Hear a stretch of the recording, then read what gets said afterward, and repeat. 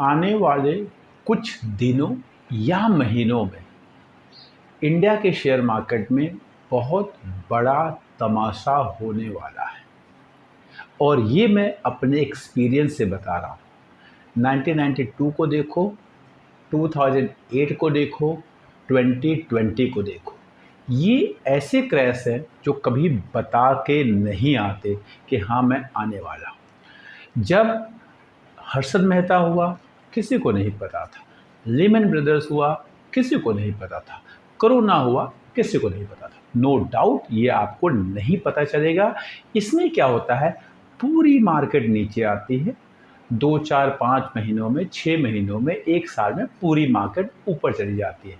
इसमें हमें ज़्यादा नुकसान नहीं होता अगर हम मार्केट में बने रहें। लेकिन अगर आप मार्केट की मूवमेंट को जानना चाहते हैं, 2004 को देखो, 2008 को देखो, 2012 को देखो, 2018 को देखो, तो आपको समझ में आएगा कि किस तरह का एक दूसरा क्रैश होता है। उस क्रैश को समझना है तो वीडियो में बने रहिएगा। चैनल पे पहली बार आए हैं तो चैनल को लाइक करिएगा। मैं आप सबका एडुट्रिक के प्लेटफॉर्म पे स्वागत करता हूं। वीडियो अच्छी लगे तो दोस्तों के साथ शेयर करिएगा, लाइक करिएगा और इस एडुट्रिक के प्लेटफॉर्म को आगे बढ़ाइएगा। देखिए 2004, 2008, 2012, 2016, 2018 इन सब क्राइसिस में मार्केट को देखिएगा। मार्केट नीचे बहुत नहीं गया, मार्केट गया 10%, 12% नीचे। 2008 में या 2020 में या 1992 में मार्केट आधा हो गया, मार्केट 2/3 गिर गया। उनकी बात मैं नहीं कर रहा, मैं बात कर रहा हूँ हर 3-4 साल के बाद आने वाले क्राइसिस। इनमें क्या हुआ, एक टाइम ऐसा था इंफ्रास्ट्रक्चर, अचानक इंफ्रास्ट्रक्चर खत्म। एक टाइम ऐसा था बैंक, सरकारी बैंक, याद करिएगा, सरकारी बैंक खत्म। एक टाइम ऐसा था पावर खत्म। रिसेंट वाला देखना है, केमिकल 2018 केमिकल खत्म। फिर 2018 में ही स्मॉल कैप खत्म। वो जो खत्म होता है ना, उसकी जो सबसे बड़ी खराबी होती है, वो जब खत्म होता है तो दोबारा फिर अगले 10, 12, 15 साल तक दोबारा नहीं आता। अगर इंफ्रास्ट्रक्चर खत्म हुआ तो अब दोबारा इंफ्रास्ट्रक्चर 10, 12 साल के बाद ही आएगा। अगर पावर खत्म हुआ 2008-9 में, तो अब पावर जो दोबारा है 2024-23 में जाके कहीं वो अभी भी वो अपने उस लेवल पे नहीं पहुंचा है। अगर केमिकल खत्म हुआ 2018-19 में, तो आज 2024 तक वो केमिकल नहीं आया।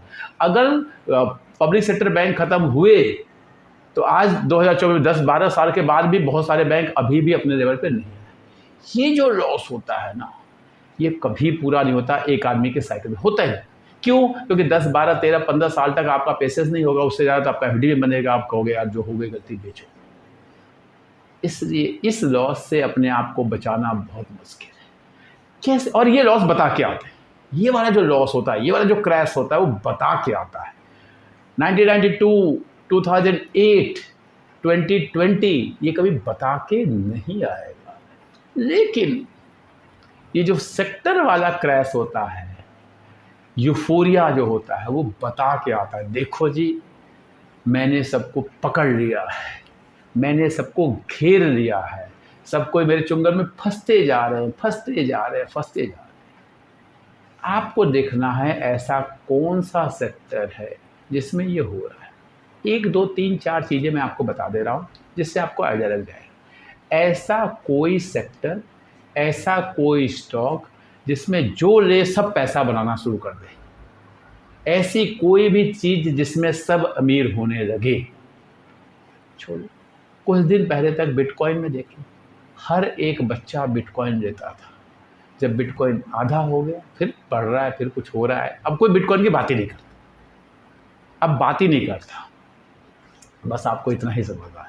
तो उस सेक्टर को देख लो। मैं यहाँ कोई रिकमेंडेशन नहीं देना चाहता, क्योंकि आज मैं कुछ बोलूँगा वो स्टॉक 10% और ऊपर जाएंगे, फिर आप कमेंट में लिखेंगे। क्योंकि मैं 10%, 20% की तो बात ही नहीं कर रहा ना, मैं तो 50%, 60%, 70%, 80% नीचे की बात कर रहा हूँ।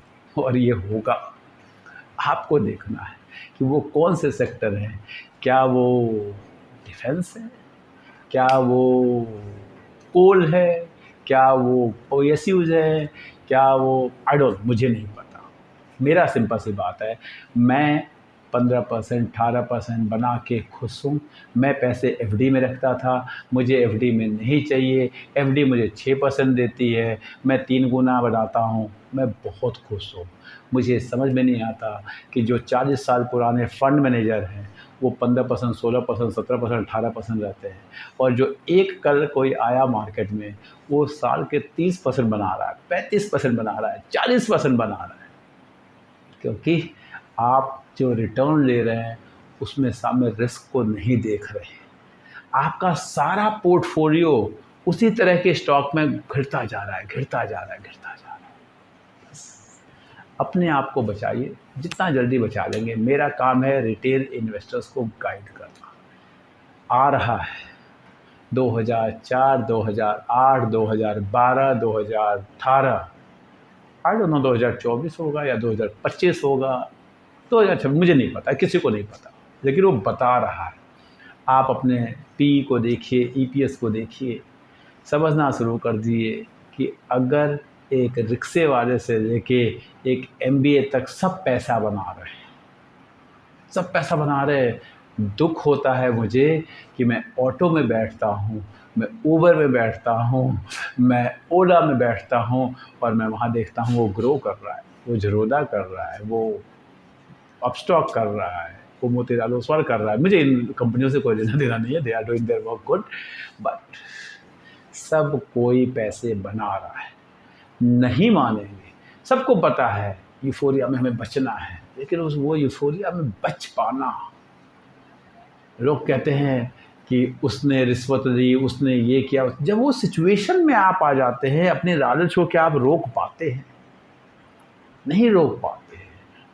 फिर देखिए, तो प्लीज़ मेरा रिक्वेस्ट है, अगर आप मेरे चैनल पे रेगुलर हैं, क्योंकि आपका कितना पैसा बना उस पे आप कभी मुझे शायद धन्यवाद भी ना दें, लेकिन जिस दिन आपका पैसा गिरेगा ना, उस दिन आप मुझे पता नहीं क्या क्या लिखना शुरू करेंगे, ट्रोलिंग करना शुरू करेंगे।